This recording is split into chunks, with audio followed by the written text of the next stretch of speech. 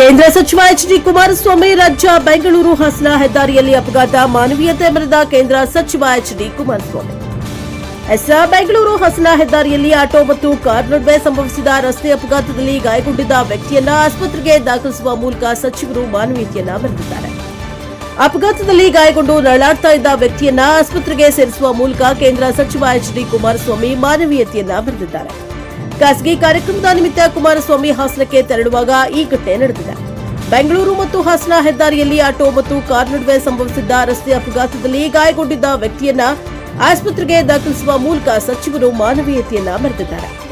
ಅಪಘಾತದಲ್ಲಿ ಗಾಯಗೊಂಡಿದ್ದ ವಿಕ್ರಮ್ ಎಂಬ ವ್ಯಕ್ತಿಯನ್ನ ಅರ್ಧ ಗಂಟೆಯಿಂದ ಯಾರೂ ಗಮನಿಸದೆ ರಸ್ತೆಯಲ್ಲಿಯೇ ಬಿದ್ದಿದ್ದನ್ನ ನೋಡಿ ಪೊಲೀಸ್ ವಾಹನದಲ್ಲಿ ಆದಿಚುಂಚನಗಿರಿ ಆಸ್ಪತ್ರೆಗೆ ಕಳುಹಿಸಿ ಸೂಕ್ತ ಚಿಕಿತ್ಸೆ ನೀಡುವಂತೆ ಅಲ್ಲಿನ ವೈದ್ಯರಿಗೆ ದೂರವಾಣಿ ಕರೆ ನೀಡಿ ತಿಳಿಸಿದ್ದಾರೆ.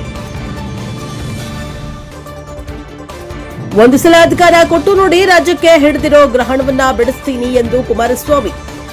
ಅಪಘಾತದಲ್ಲಿ ತೀವ್ರವಾಗಿ ಗಾಯಗೊಂಡಿದ್ದ ವಿಕ್ರಮ್ ನರಳಾಡ್ತಾ ಇದ್ರು. ಇದೇ ಮಾರ್ಗವಾಗಿ ತೆರಳುತ್ತಾ ಇದ್ದ ಕೇಂದ್ರ ಸಚಿವರು ತಮ್ಮ ಕಾರನ್ನ ನಿಲ್ಲಿಸಿ ಹೆದ್ದಾರಿ ಗಸ್ತು ಅವರಿಗೆ ದೂರವಾಣಿ ಕರೆ ಮಾಡಿ ಅವರನ್ನ ಆದಿಚುಂಚನಗಿರಿ ಆಸ್ಪತ್ರೆಗೆ ಕಳಿಸಿಕೊಟ್ಟಿದ್ದಾರೆ.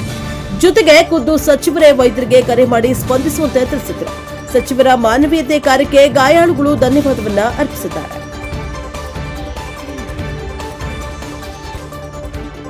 Bureau report Vedamurthy, Praja Power TV, Bengaluru.